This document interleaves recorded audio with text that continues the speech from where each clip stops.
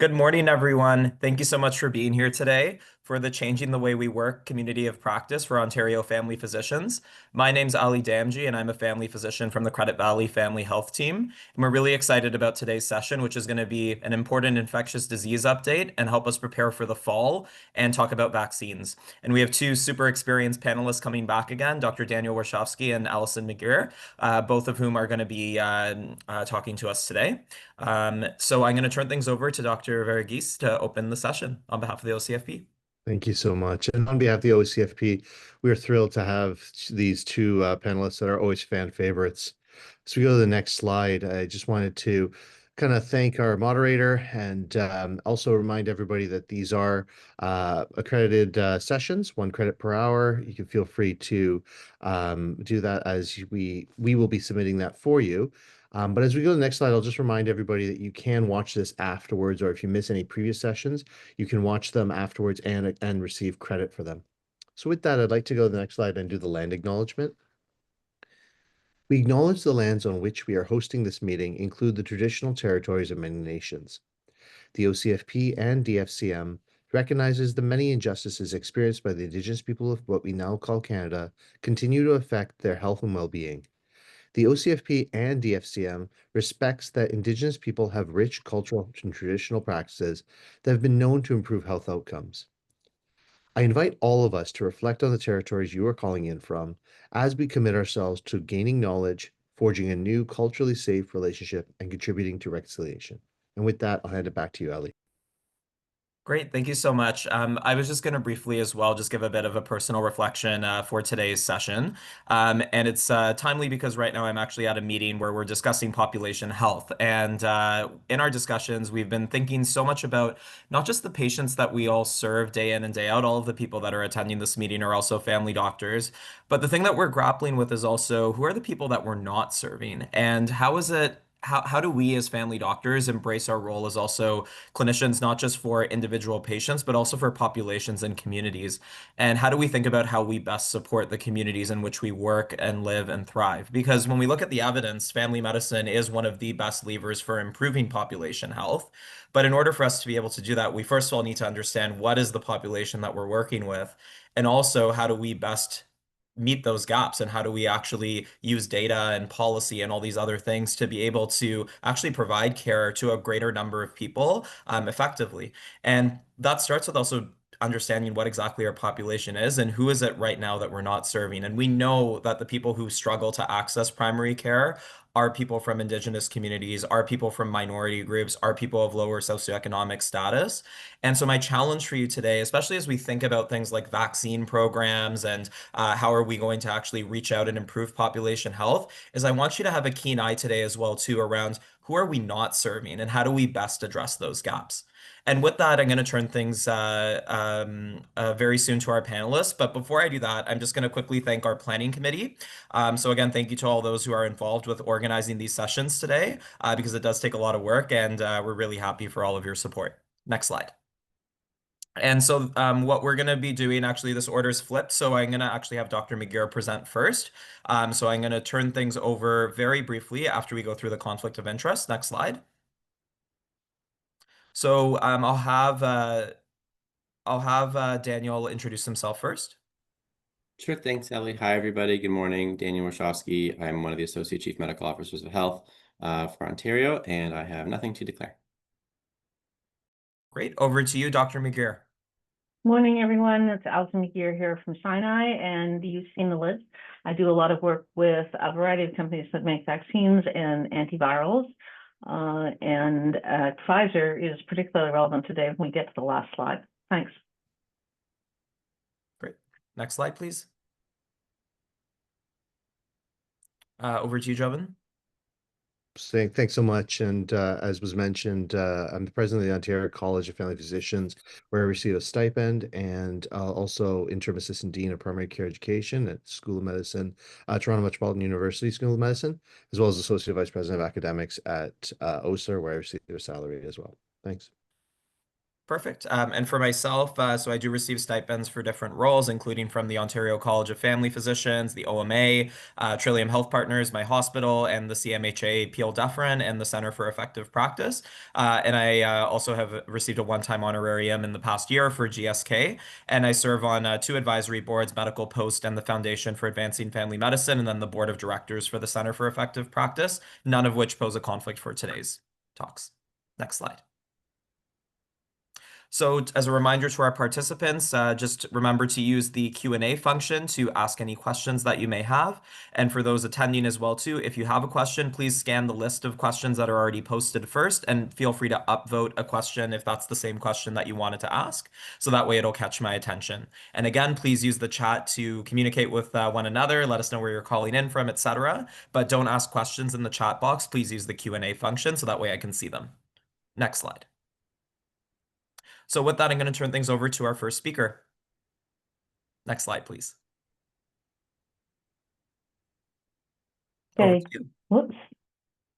So, okay, sorry, we've lost the, okay, 2 slides and I can't see the bottom of the slide. Can everybody see bottom of slides except me? I can see, so it Yes, ends at the okay, that's measles better. Thanks. Yeah, I virus, don't know what I was doing. My apologies. Okay, everybody. So first of all, let me warn you that you're all going to be disappointed because mostly what I'm going to say is we don't know. And then right at the very end, I'm actually going to ask you to do work. So if you just want to leave now and come back in 10 minutes when Dan starts, you should feel free to do that. Okay, but I'm going to talk measles a little bit and then respiratory viruses. So measles is infinitely better in Ontario. Thank you to all of the family physicians and public health people who worked so hard on controlling the outbreak. But as you know, their outbreak is continuing in Alberta and BC. As a consequence of that, you're probably going to hear more about it because we'll likely lose our measles elimination status in Canada because the outbreak has been going on, will have been going on for more than a year come the middle of October, and it's just not likely to be over by then.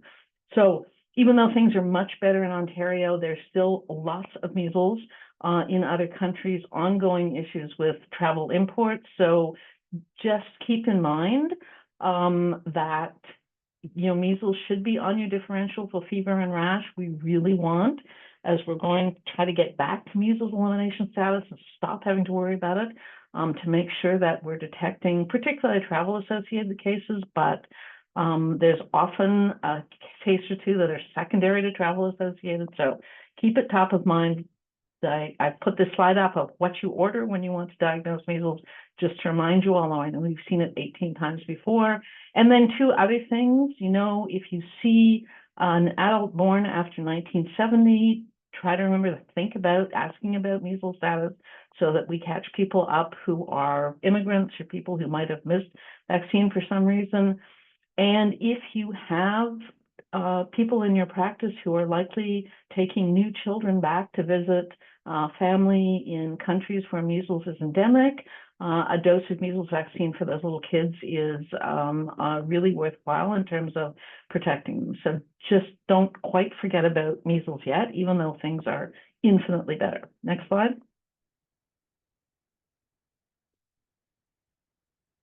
Okay, so we're talking respiratory viruses, COVID, flu, and RSV that we're worried about, and this is last year's season. The orange is influenza, pretty typical if busy influenza season, and that may be because it looks like influenza vaccination in the general population was significantly down in Ontario last year.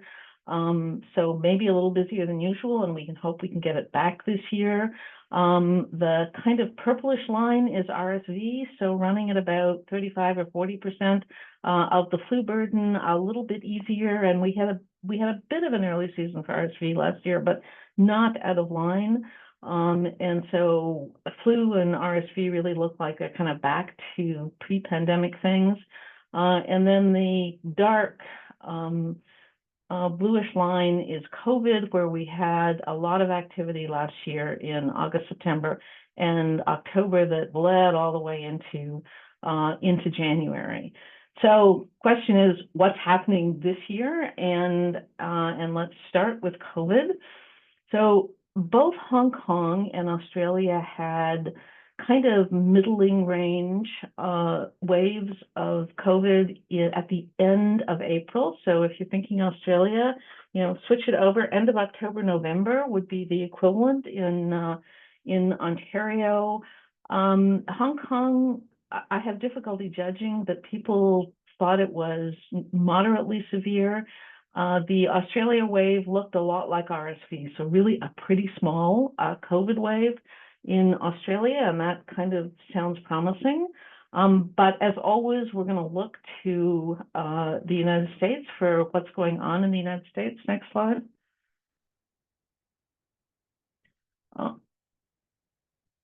And this is their wastewater surveillance, right? With COVID, we're expecting to see wastewater signal first, and then test positivity, and then hospitalizations and death. And this is their most recent wastewater, which is now about a week old, and you can see that we're into very high levels across the south and the west. It's a bit odd to me because it's a little bit patchy, but it's definitely COVID activity, and so things are starting up. Just click down one. And you can see here that they, over much of the United States, it's either likely growing or growing in wastewater. So the Americans are looking at COVID coming. Next slide.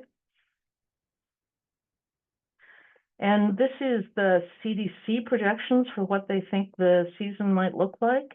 Recognizing, when you read this, that they said there's a lot of uncertainty with it, but they're giving us a scenario A, which is what you would expect if there's no new evolution of strains, and we really haven't seen anything in evolution that's particularly different or worrisome.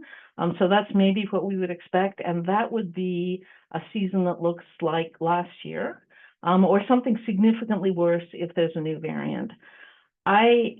This is one of those things about, can we trust what's coming from the CDC anymore? Imagine if 20% of the people that you work with had been fired, and your entire senior management. So everybody, for family physicians, everybody senior at the OCFP and the OMA had been fired or moved. And just imagine how you would be coping with life. So it's a little hard to know, and I think these, at least for Canada, are pessimistic. But remember that it's generally unwise to disagree with the CDC under any circumstances. So I think the answer going into COVID is that we need to be braced for something that might be substantial, but we can hope that it's actually going to be something actually significantly better than flu and more like RSV this year. Next slide. And it is coming, okay? So this is Ontario SARS-CoV positive tests, and you can clearly see the climb that's been going on for 4 or 5 weeks now, and you're probably getting a sense of it in your regular life that you're beginning to see people with COVID. Next slide. But a couple of things, okay? So firstly, we haven't yet, just beginning. So this is hospital occupancy, and you really can't see hospital occupancy increasing yet. It's going to come in the next couple of weeks. But the other thing you can see is if you go back to the far left-hand side of the slide, we're down from 400 cases in the hospital, which is where we were last year when the wave was just starting, down to about 100. Okay, so still this is looking much better than last year, and I'm a little bit worried that we're going to see early COVID activity that's going to come before we get vaccines, and it's going to be really challenging in long-term care homes to get vaccine into people in the middle of outbreaks, but otherwise, I think it's not going to be terrible. Having said that, next slide. Okay, now if you go back and look at, okay, what's the pattern been to waves? This is what we're all waiting for, right? Is for COVID to settle into what it's planning to do as an endemic virus. So I've marked with these red lines when we think, based on behavior of other respiratory viruses, that we're going to see, a fall or winter season of the virus, and it's going to look maybe like some other virus, okay? And if that's true, then we should be looking for when activity starts each fall. And so I've drawn you lines for the previous years. And you can see, it's really variable. Just look at the last 2 years. In 2003, we had a good sharp uptick in the middle of August. And last year, we had kind of this long, slow increase. So, I can say what I like about what COVID might be like, but the answer is still, we really don't know what the pattern is or what it's going to look like. So I think the message for this year is just get COVID vaccine into older adults, immunocompromised people, people who are generally frail, as soon as the vaccine becomes available, right? There's probably functionally impossible to get a dose of COVID vaccine at the moment, but as soon as it comes back, we should be encouraging the vulnerable folk and older adults to get their vaccine in. Next slide. Okay, so what about flu? Well, obviously, we think about flu season is going to be this year. We look at what's happening in the Southern Hemisphere, and Australia has the best data for surveillance, and the solid mustard-colored line here that has an arrow to it is the 2025 season in Australia. It's a garden variety flu season. Surprisingly to me, it's mostly H1N1. I'm kind of expecting H3N2 to come roaring back, but it hasn't happened in Australia. So to me, I think the flu season is going to come at a regular time. There's no indication yet from U.S. surveillance that there's any activity in the southern states, which is where you usually see just the beginning of it. So that means it's probably not going to be an early season, which is nice. And it is, it's going to be what it's going to be. As always with influenza, I'm betting on an H3N2 season, but I'm not putting more than a dime on it, because you should never put more than a dime on predictions about influenza. It will come when it comes.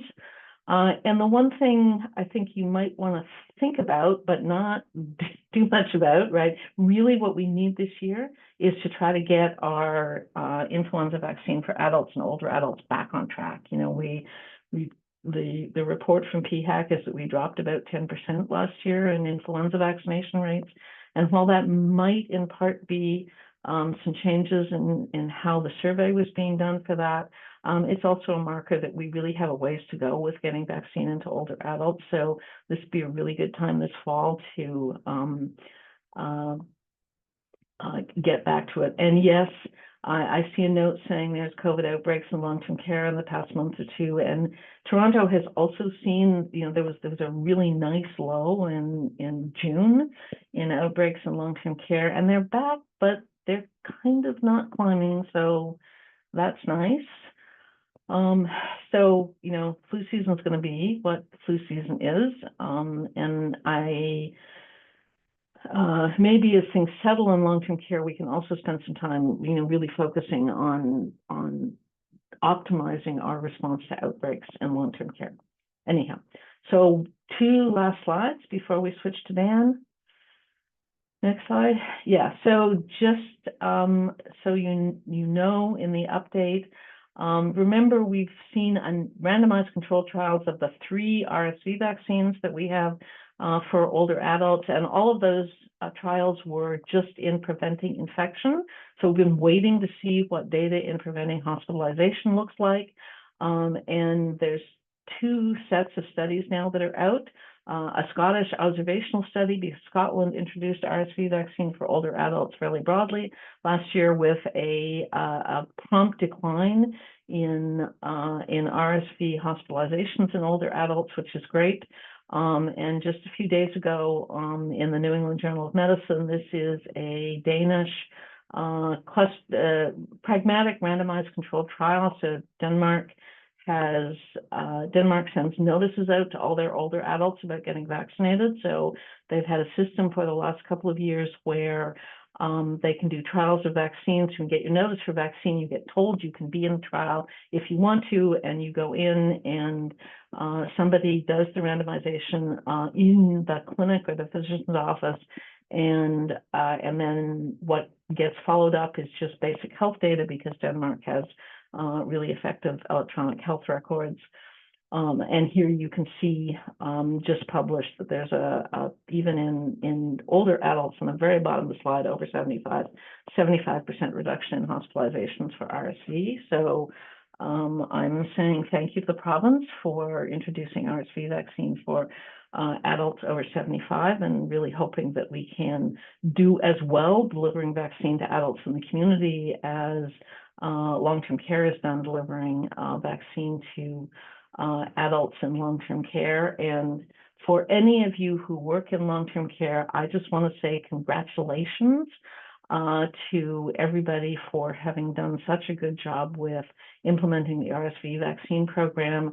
Public Health Ontario has written a paper about the evaluation of the initial year, and I saw the reviews that came back, and fundamentally there were a couple of Americans who were simply gobsmacked that people had been able to so effectively deliver vaccine to the population in Ontario. So just, I think we should all be taking a little bit of the glory from that. And finally, last slide, this is the favor I am asking of you. As you know, there's been lots of discussion about what we can do about sort of stabilizing and improving adult vaccine coverage, especially with all these new vaccines coming in. And a group of us have been doing a survey of healthcare professionals who are interested in adult vaccine programs in Canada about where we are and what the issues are and what we should be doing. There's an English and French version of the survey, and I'll put these in the chat afterwards, but if you will be willing to spend 15 or 20 minutes doing this, we would be most grateful for your opinion. And I just want to note at the bottom that when you start on question 5, it's some questions that may be really hard to answer about barriers. And if you don't have time, just skip them and go to question 18, because those are the ones where we would really value your opinion. Thank you very much, everybody, and I'll turn it over to Dan.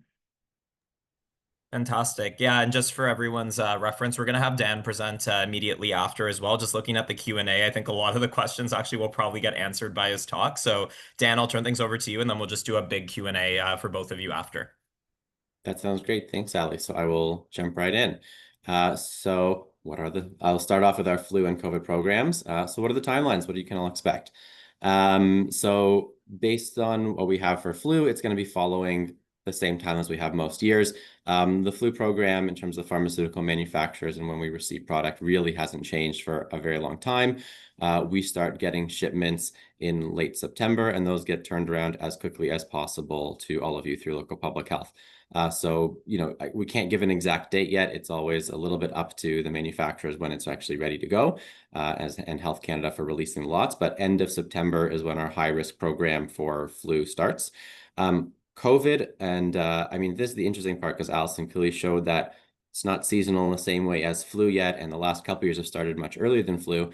The manufacturer is still operating it pretty much on a flu timeline, because they're used to it and because that's what we've been doing for a long time. So the timing for COVID vaccine is essentially the same as for flu vaccine at this point. We're expecting COVID vaccine as well then in end of September to start that high-risk program. October is where we are able to get kind of enough product out that we can open up broadly to everybody high risk. And so October is our high risk month. And then again, based on time to actually get product in, November is when we can open up to the general population.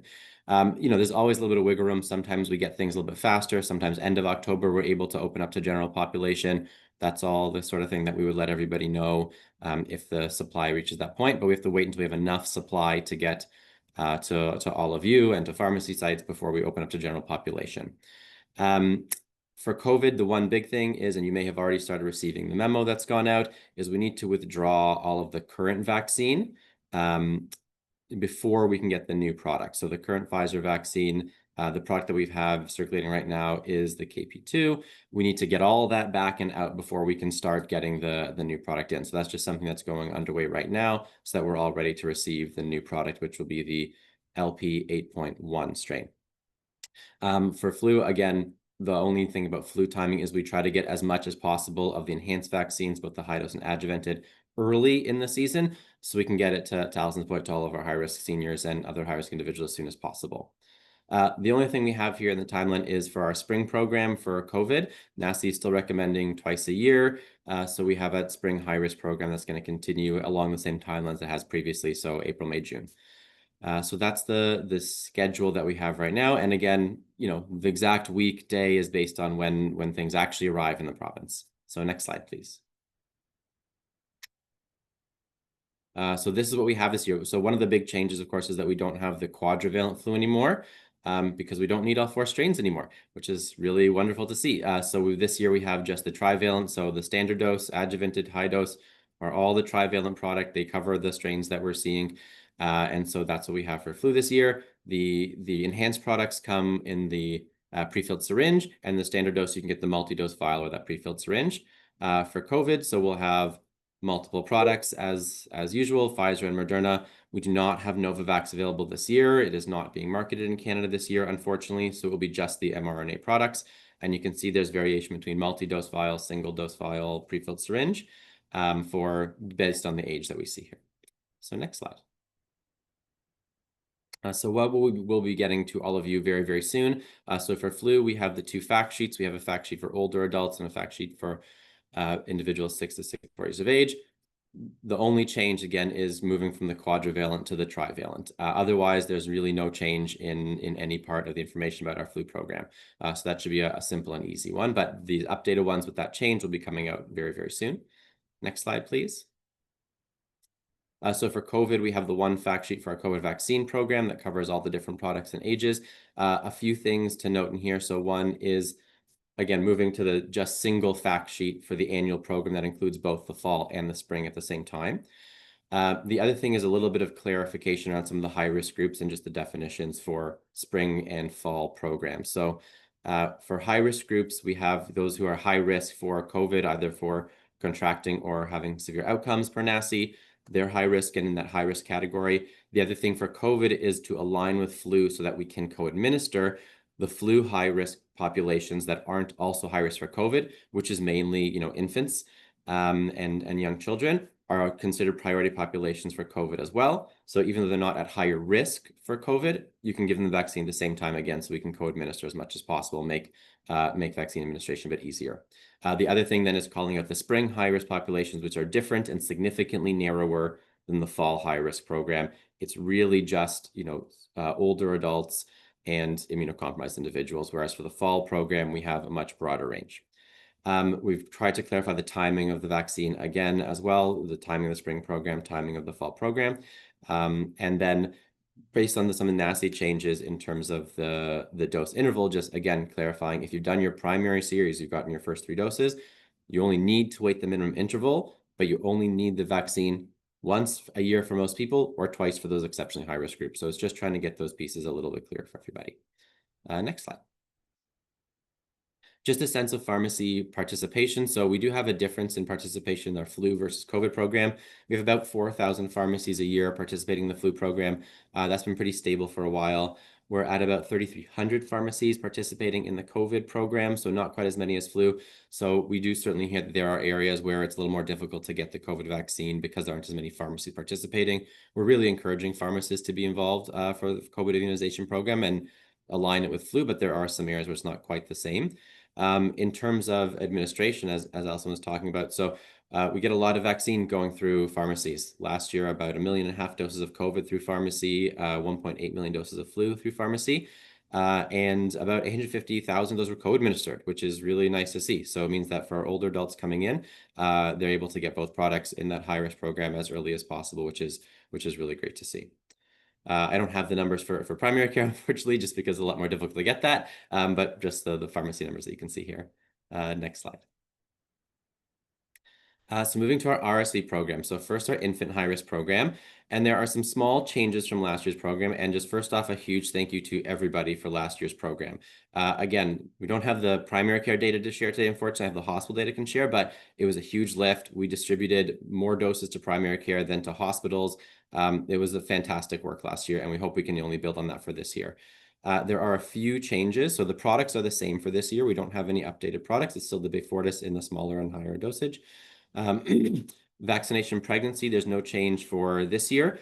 So we still have the Abrysvo product. It's the same one. It's the only one in Canada available so far, and still Beyfortus preferred for the NACI recommendations. I know many of you will start hearing about some of the studies came out last year about how well Abrysvo worked in some countries globally, but we're following NACI guidance and sticking with Beyfortus here still as the primary choice. For the infant program, we have tried to slightly change the program to essentially capture the highest risk groups a bit better. So last year we were very broad. The first year of a program, we were over-inclusive above and beyond the NACI recommendations because of not having a program before. This year, because we had the program last year, the eligibility is anybody born after the end of last year's season. So our RSV advisory group has made comments, and our season essentially is going to be that it runs from beginning of November to end of March. So everybody born April 1st or after, you weren't born in the RSV season previously, you're now eligible for RSV season this year to receive product up to 8 months of age. And that's again based on risk. So once we get to 8 months of age, we see the risk for hospitalization from RSV really significantly declines. And the benefits aren't there in the same way to receive the product. So up to 8 months of age is the eligibility we have. There have been no changes to the high-risk eligibility. That's the same it has been for Synagis for many years, the same this year still too. In terms of program timing, so October 1st. We're starting to get new product shipped into Ontario like this week. We do still have some left over from last year, and so health units are now going to start get things out to both hospitals and primary care over the next few weeks, particularly once we get the additional product in from the manufacturers. And October 1st is go time. So if you want to start planning your clinics, talk to your public health units, make sure you get delivery in that time. But within the first week or so of October, week to 2 weeks, we should have everybody able to be stocked and able to start administration. Next slide, please. So how did we do for last year's program? So this is the final data that we got from Bourne in terms of, again, the hospital-based administration. It's pretty good for a first-year program that we started later than we wanted to, that we had delays in supply arriving, but we had almost 70% of newborns who were born in hospital last year received nirsevimab before discharge from hospital, which is great. Huge variation by hospital. You can see here from kind of mid 30 to high 80%. So we're hoping that's something that hospitals can be working on this year and trying to get that as high as we can. One thing just really to flag is that the #1 reason for parents declining Beyfortus, and just, that was the #1 reason they didn't get in hospital, just they saying I didn't want it. A little bit deeper dive into it. It's mostly because they just wanted to talk to their family doctor first. Or other primary care providers. So it's really about counseling patients in advance as much as possible so they're not surprised upon delivery. Oh, there's this wonderful product that's going to prevent my child from getting RSV. Talk to your patients in advance as much as possible so they're ready to receive it when they're delivering. Next slide, please. This is just to show kind of the regional distribution. Obviously, some regions we had a little bit higher uptake, some regions a little bit lower, but pretty fair for the province. We were running about that 75% for total protection, and that total protection is between Beyfortus and then prenatal vaccination with Abrysvo for parents. So that's pretty good, but we're hoping we can get that up higher this year. If we look to the kind of global studies where they got really, really high rates that went to almost no RSV in hospital, that's like 90-95% uptake of these products. So if we can get there, we might have an extremely light RSV season from the pediatric hospitalization standpoint. Next slide, please. One I just thought would be helpful here. So this is now in medRxiv as a preprint, but so Canvas does our national vaccine safety. It's always nice if patients have questions that you can point to Canadian data, but essentially from last year's season, it was mostly Ontario, Quebec, and I think Nova Scotia data in the Canvas study, but very, very safe in terms of Beyfortus, consistent with the RCTs. The only thing that we saw was a little bit higher local reactions the RCT reported, but in Canvas, essentially any parent who wants to report a local reaction, it counts, whereas the RCTs tend to have a much stricter definition. The other pieces there was a little bit in the Canvas data about higher events in co-administration with other vaccines. When you look closer, that's because the other vaccines have effects, not the nirsevimab. So it's not the co-administration, it's just consistent with the level of side effects you'd see from the other vaccines that were given with nirsevimab. So this is a phenomenally safe product, and we're certainly have no concerns based on all the data coming back. Next slide, please. Okay, so the big fun announcement, as Allison mentioned, the RSV program for older adults. So we are very excited to be able to say that this year we can expand our RSV older adult program to everybody over the age of 75. So the last 2 seasons now, we've had a high-risk program that's been for predominantly individuals in long-term care homes and other similar facilities, as well as a few particularly high-risk groups that you see here, transplant, cancer recipients, dialysis patients, for example, as well as Indigenous populations and people experiencing homelessness. This year, everybody over age of 75 is eligible for the program. An important note about the RSV vaccine is we have very good data coming from the studies that it provides multi-year protection. NACI has not recommended at this time booster doses or additional doses if someone has received a dose already. The studies, and Allison can probably go into better detail than I can, show a solid 4 to 5 years protection for the Arexvy, 3 to 4 years now for Abrysvo. And it's really just a matter of how long we've been watching them really to say the effectiveness at this point in time, how long it's lasting. We'll have a mix of both products this year, Arexvy and Abrysvo for older adults. But if someone received it previously in the Ontario program, we've only had that operating for 2 years, they do not need another dose. We have a very good confidence in the effectiveness of the product. The other piece that I will say about the RSV program this year is that it will not be offered through pharmacy. So there are unfortunately a lot of changes that have to happen for a product to be able to go through pharmacy, and it couldn't be done quickly enough for this year's program. So this is my plea to everybody on this call and to all of your colleagues. This is going to be a very heavily primary care driven program. So really, really asking all of you to do your best. I know it is going to be a big lift and we're all very busy, but our best to try to get everybody that RSV vaccine if they can. Next slide, please. This is just to show for our previous years how we're doing in terms of RSV coverage. We only have data on long-term care homes. Again, it's been a long-term care program, and this is facility level data.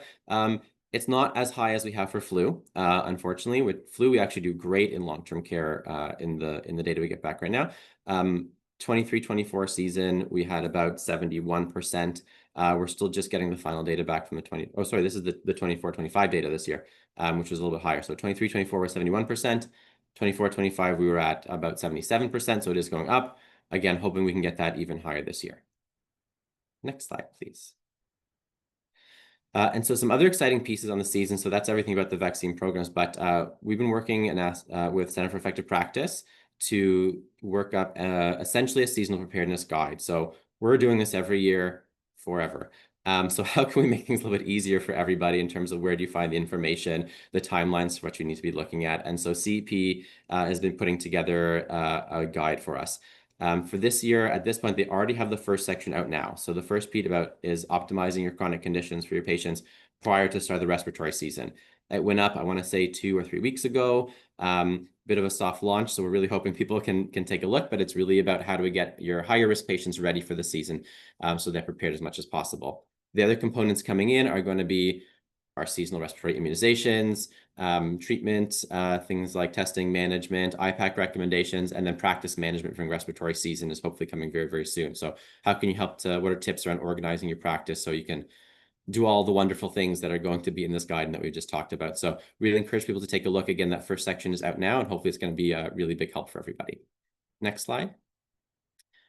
And then I'm going to plug OCFP for as well. So OCFP working with CEP, what we can do to support the guide. So a lot of materials coming from OCFP in terms of tip sheets for physicians, screening tools, program summaries, and then patient materials that you can use as well. So, complementary to the CEP guide for providers is going to be all this stuff coming from OCFP to hopefully help you with all your patients.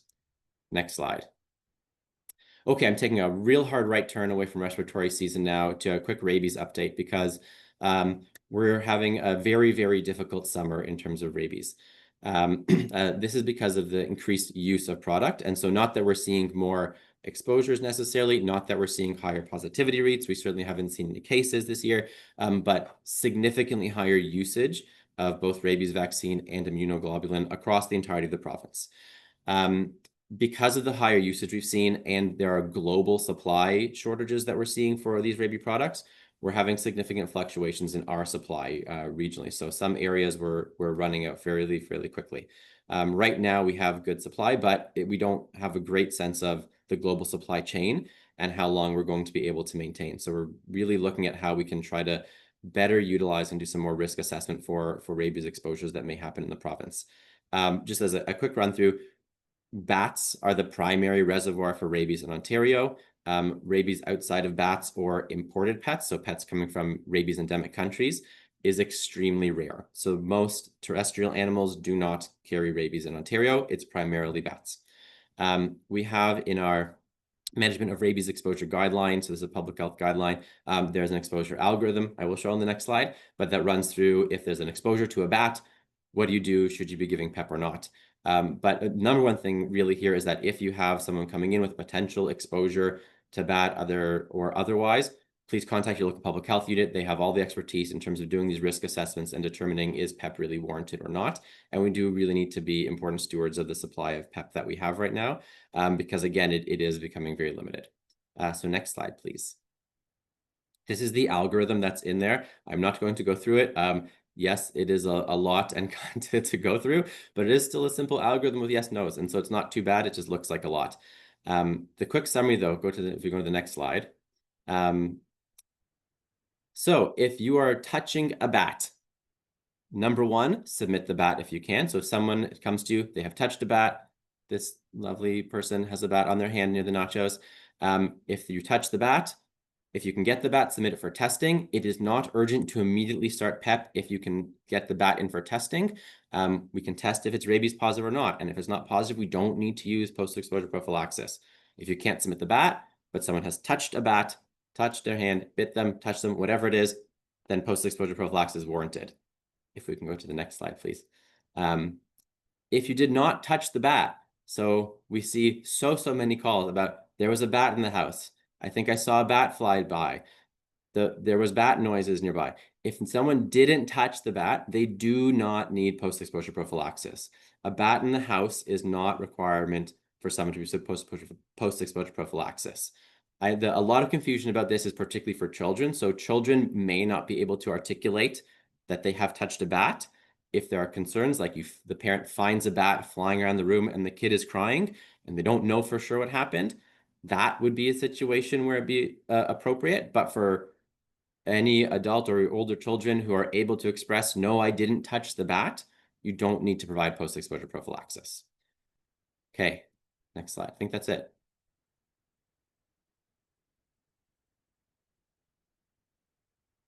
Yep. That's it. So we can take the slides down actually, and we'll do some Q&A on this, and then I can wrap up those last couple of slides there.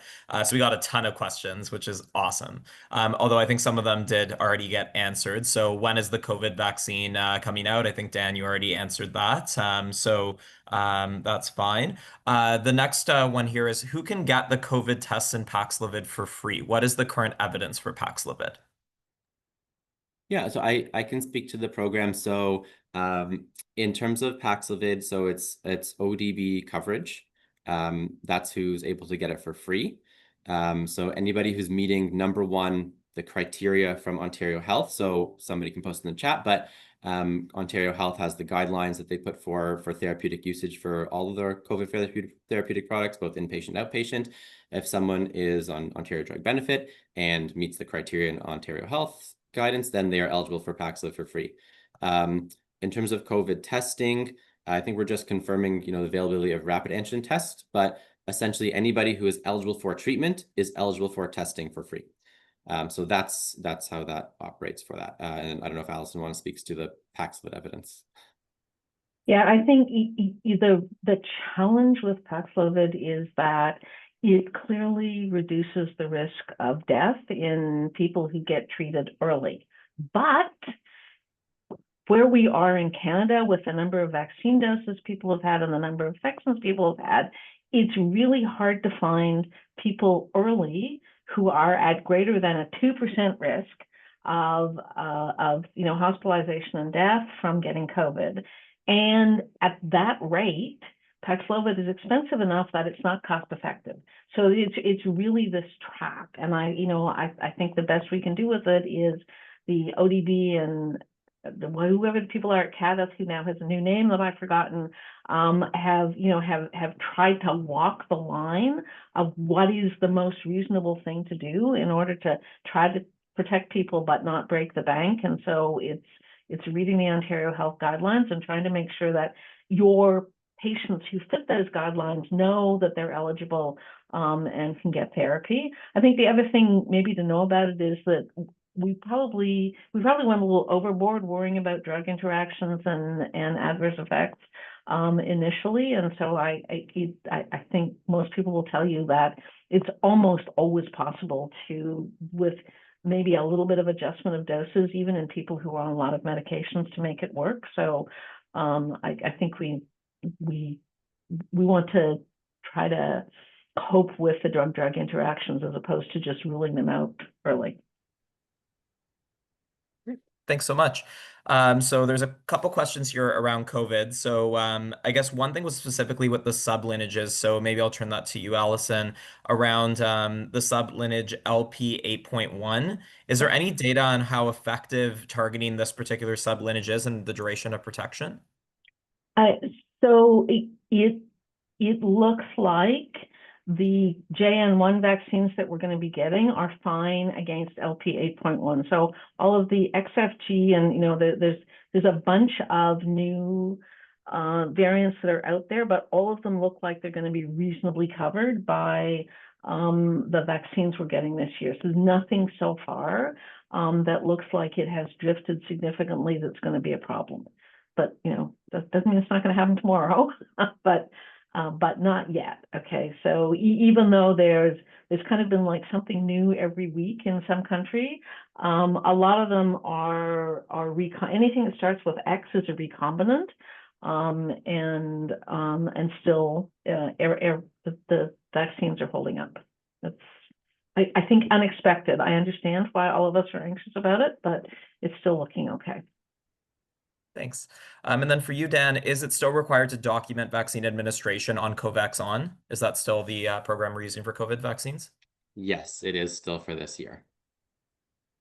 And then from the Paxlovid perspective, is the ODB funding criteria the same as well, or has it changed at all? No change in the ODB funding is still the same, as I said, and following the OH high risk criteria. Okay, sounds good. And then I think you already answered to the last question that they had, which was around access to rapid test kits for COVID for the high-risk patients. That's still, I guess, to be determined, right?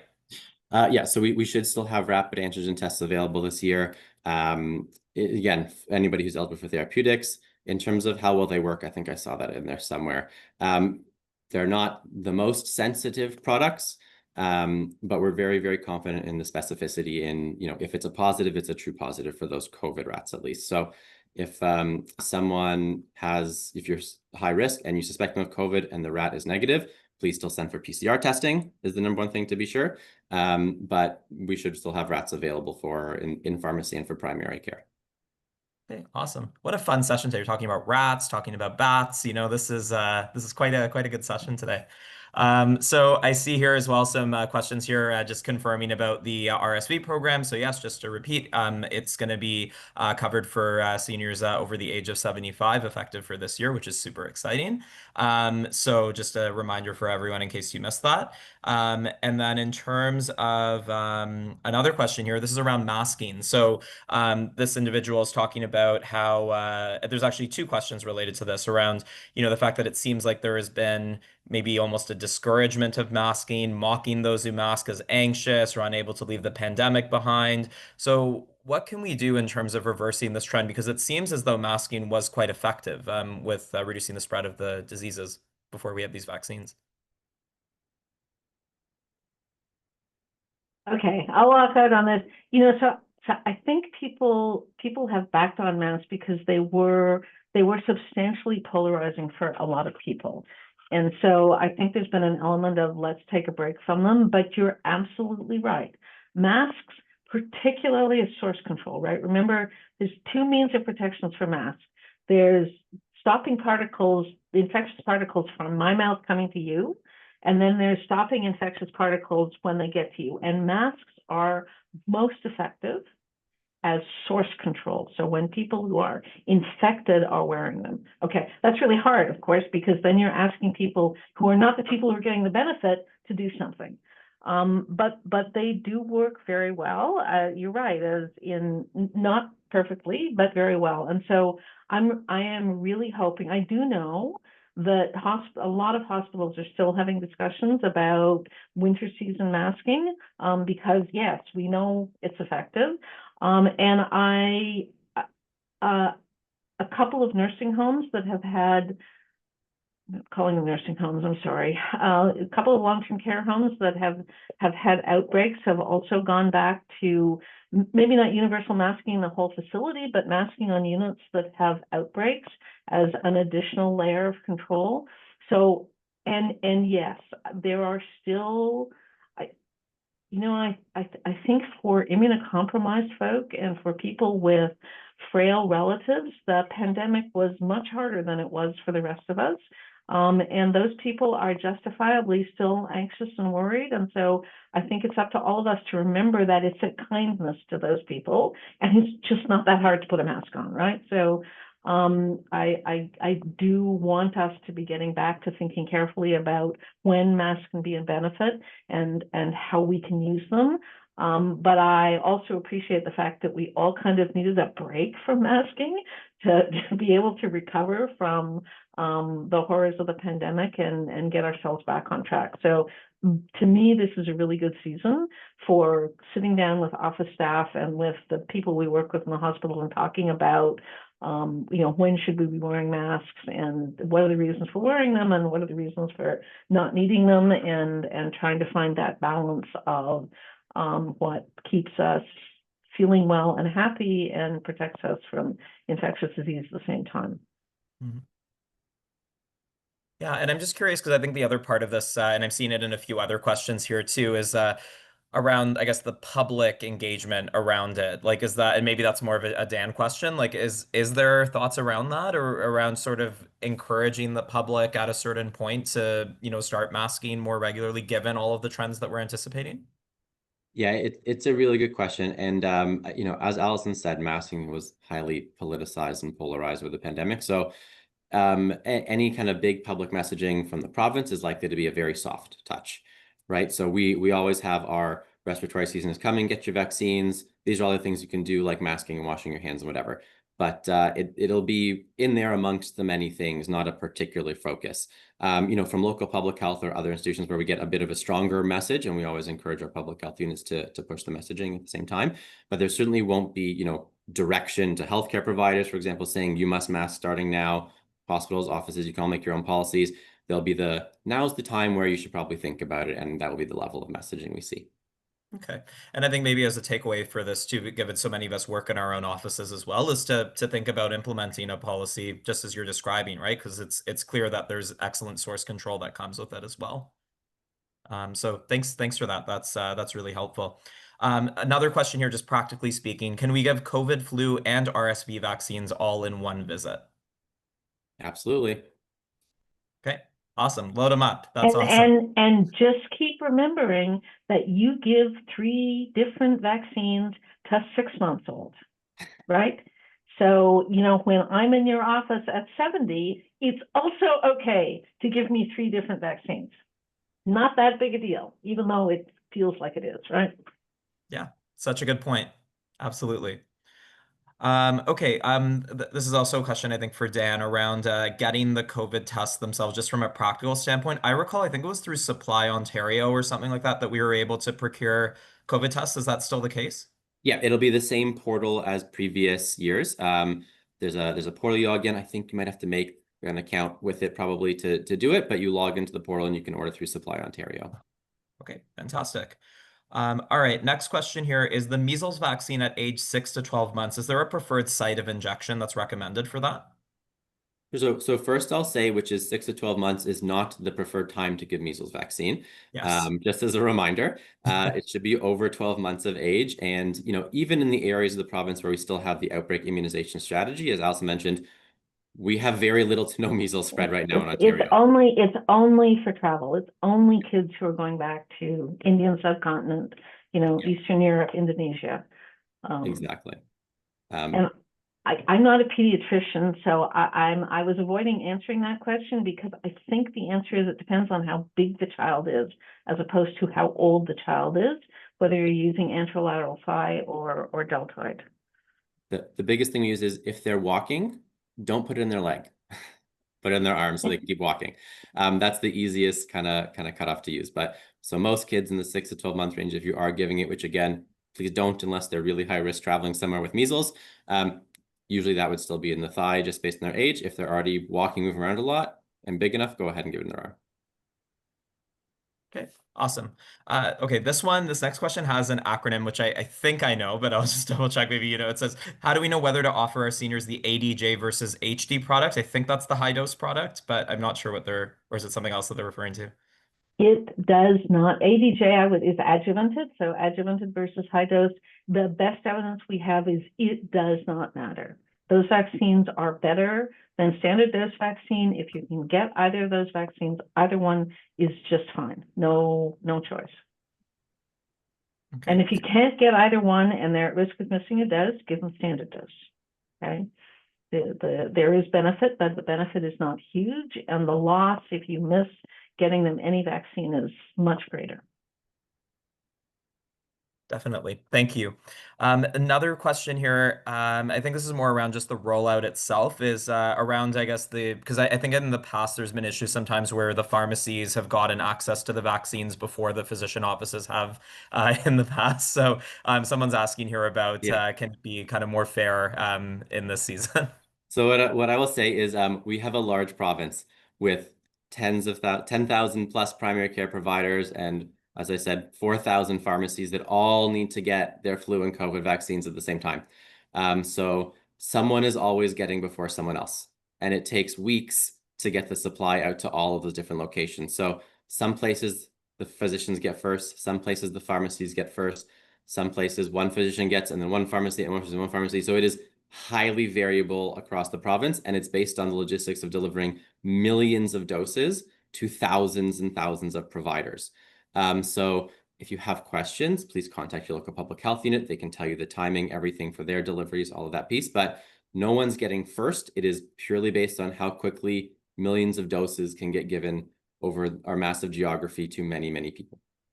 And so let me put a plug in here for everybody, okay? Which is that we know we need a bunch of fundamental changes to our vaccine system and our vaccine delivery system, okay? When people come to talk to you as a family practitioner about you doing extra work for vaccine registries, that's a pain in the neck. But those people are also talking to Ontario about the fact that our vaccine delivery system is also not very efficient or effective because, you know, a decade ago, we only had to get flu vaccine out, and now we have to get flu vaccine out and COVID vaccine out and RSV vaccine out, and our system is just not handling that as well as it could. So there's a bunch of fundamental changes that we need, and it is perfectly acceptable from my perspective to be saying to Dan, you say that, Dan, but you know, we need fundamental changes to our vaccine delivery system, and we need fundamental changes to vaccine registries.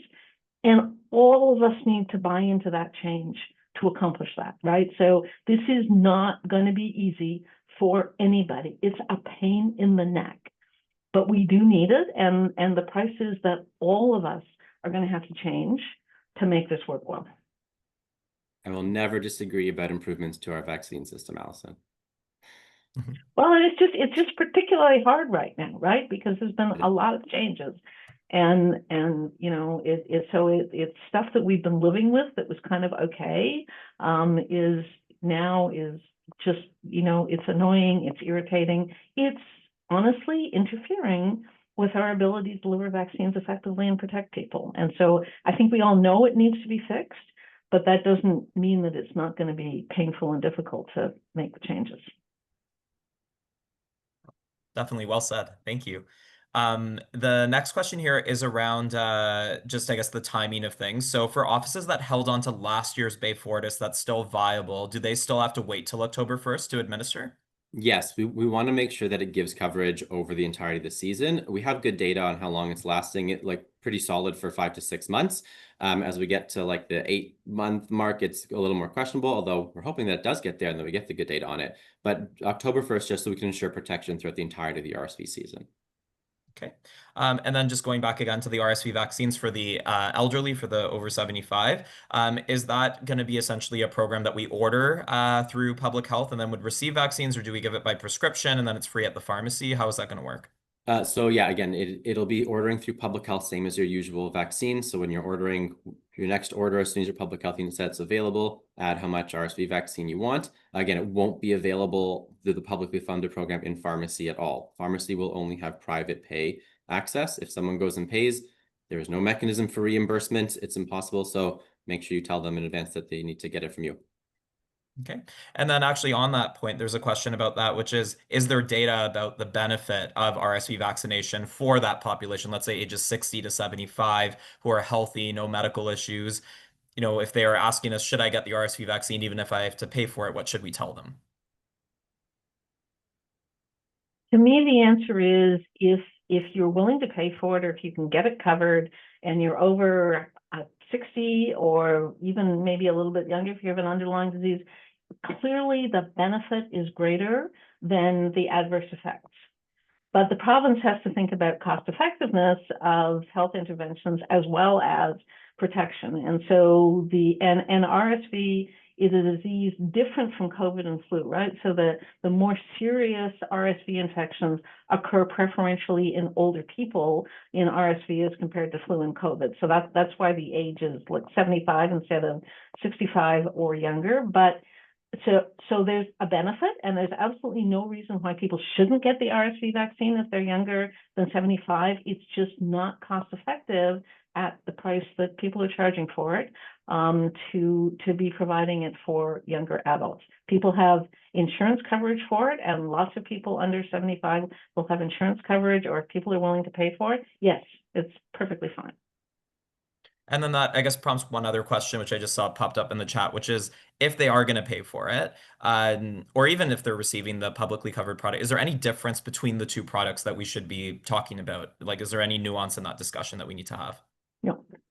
Okay, perfect. Thank you so much. I know it's hard to get a Yeah. vaccine where there is no difference that you can pick, but this is it. I know, right? It brings back all that stuff with the COVID vaccines, and remember people were like, you know, Pfizer purists and Moderna purists, and like, no, I won't mix and all that kind of stuff. So Yeah. it's certainly a question that pops up. So thank you for that. Okay, I think this next one is just a reminder around, you know, making sure that we're reminding parents, schools that masking for 10 days when ill is important, because there seems to be a lack of awareness, perhaps something around public health messaging too. So just something to keep in mind there. And then there's a question here about the longer term impacts of COVID, which I know wasn't necessarily the topic of today, but just curious if either of you have comments on that around, do we know anything else that we didn't know previously around long-term impacts of COVID?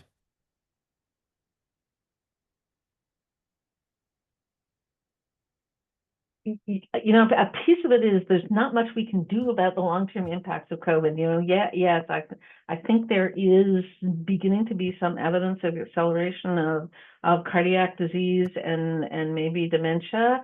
But it's, you know, there's no possibility to intervene in that, right? That's that's a function of the pandemic, and it's not.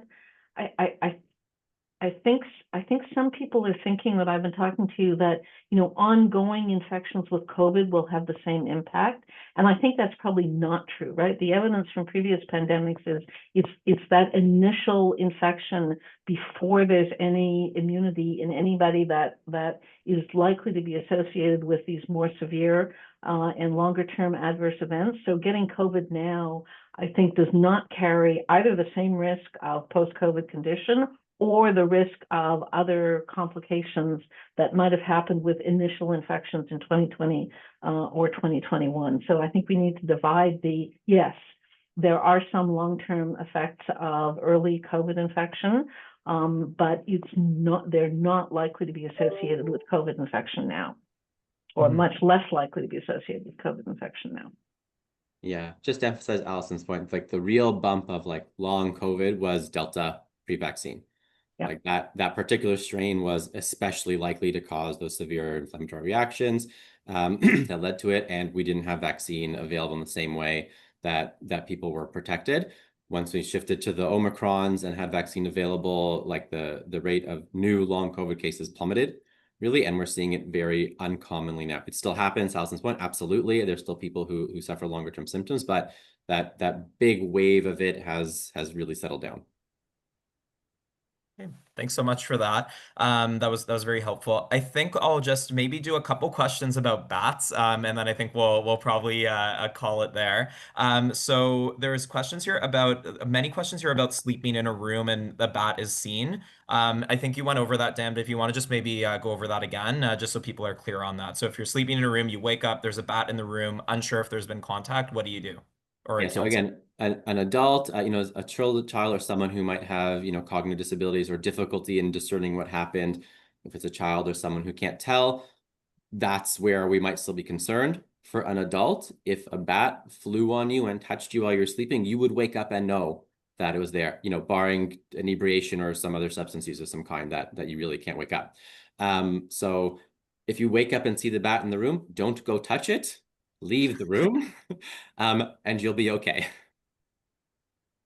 Yes, Awesome. it's a really important message that, much as you want to capture and test the bat, okay, do not do it yourself, right? This is one of those things where they say, do not do this at home, okay? Your risk of getting touched by the bat, the risk of getting touched by the bat is when you try to catch it, okay? So don't do that. Call somebody. I'm so glad you said that because that was going to be my question around when you were saying submitting bats for testing. I was like, I think we need to clarify how that's done before people start doing this at home. So thank you for clarifying that. And then how long does it take for the bat testing to come back? It's usually pretty fast. So the testing is done mostly through Ministry of Natural Resources, and we get it back often like within a week or so. It depends where you are in the province, how long it takes to get the bat location. There's variability, but it's quick and certainly quick enough that we can use it to guide administration of post-exposure prophylaxis. Perfect. Yeah, it's Thanks. like bats in room, you get out, you close the door, you call animal services. Okay. That's none of us respond that well to bats in rooms. So it's really important to focus and know what you're going to do when there's a bat in the room, because people's inherent response sometimes is to think that they should do something about the bat. And the correct answer is close the door, get out of the room, call animal services to come and deal with it. Because let me tell you, I've watched animal services deal with bats, and it clearly takes experience, but it's really easy to do and effective when you know what you're doing. But it's impossible if you don't know what you're doing. Absolutely. So I think we'll end on that note. Thank you both so much. I think this was such an engaging session. We got through so many questions as well. And it's fantastic as always. So thank you so much. Can I just have the last word? Of I want to say a special thank you for Dan and the ministry for getting RSV vaccine funded for over 75. Yeah, it's awesome. Thank you.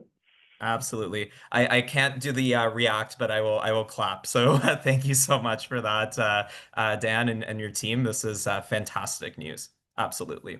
And my little plug, I'll just say for everyone who's attending today, is please make sure to tell your friends and your colleagues about this, right? Because the way that we get more vaccines into arms is making sure we're all in the know. And I know not all of the doctors in Ontario are here, but certainly there's lots of practices represented. So please do tell your colleagues today when you see them this morning about these announcements, because it's really great if we're all in the know. And with that, I'm just going to cover a couple quick housekeeping items here. So just a reminder that we do have some other communities of practice coming up. So please save the dates for these different ones. They are on a variety of topics. And also please keep in mind the Peer Connect mentorship program if you're looking for some support to respond to mental health issues, substance use disorders, and chronic pain challenges in your practice. Next slide, please. There's also the osteoporosis and fracture prevention workshop that's led by the OCFP. And this is a Mainpro certified program that's available to you if you're interested. Next slide. Again, we do have recordings of all of our sessions that are available online. And as Jobin mentioned, you can also claim CME credits for watching the sessions after the fact too, using the self-learning program. So definitely do check those out as well. And here's a few of the more recent sessions that were there. Next slide. And then, of course, please save the date for September 26th, which will be our next session. The registration links will be emailed to you closer to the time. And even though we had some bad luck with QR codes today, hopefully this one's working. And if you could try using this QR code and complete our session evaluation, we really appreciate getting the feedback. Our panelists get it as well, too, and it lets us know what we're doing well and what we can improve. Next slide. So again, the recording will be posted very soon. Please stay tuned for the next Community at Practice, and thank you all so much. Have a great day, and watch out for those bats.